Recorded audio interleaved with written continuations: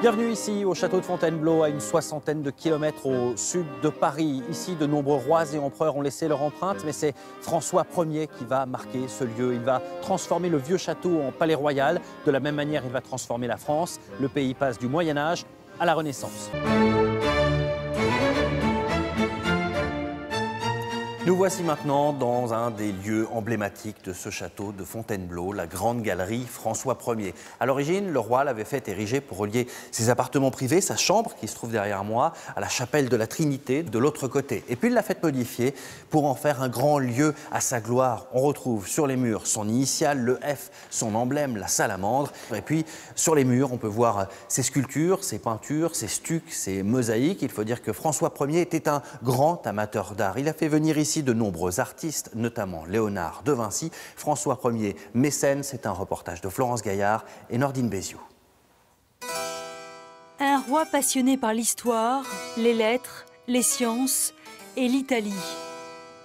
De ses campagnes militaires, le jeune François Ier revient avec une ambition, entreprendre en France ce que les Médicis ont accompli à Florence. Comme eux, le roi devient mécène et favorise les beaux-arts. Je ne sais pas si on peut dire que François Ier est un érudit, mais un homme qui s'intéressait à pratiquement tout. Aux livres, aux artistes, aux bâtiments, à la chasse, aux femmes. C'est quand même assez complet.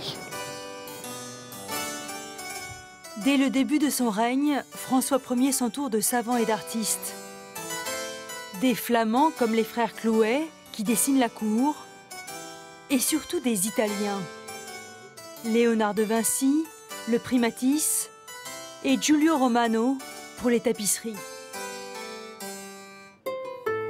Le roi collectionne aussi des milliers d'ouvrages, des manuscrits enluminés du Moyen-Âge, mais aussi les tout premiers livres imprimés. Il aime avoir dans sa bibliothèque des livres en grec, des livres en latin. Il les fait traduire, il les fait éditer, il les publie. C'est le balbutiement de l'édition. Ça, c'est à l'instigation du roi. Le roi veut éclairer les esprits et repousser les frontières.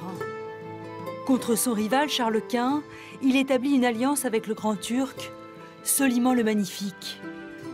Surtout, il confie à Jacques Cartier la mission d'explorer le Nouveau Monde.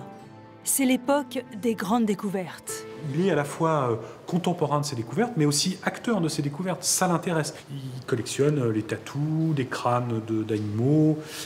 On lui montre des Indiens qui ont été ramenés d'Amérique.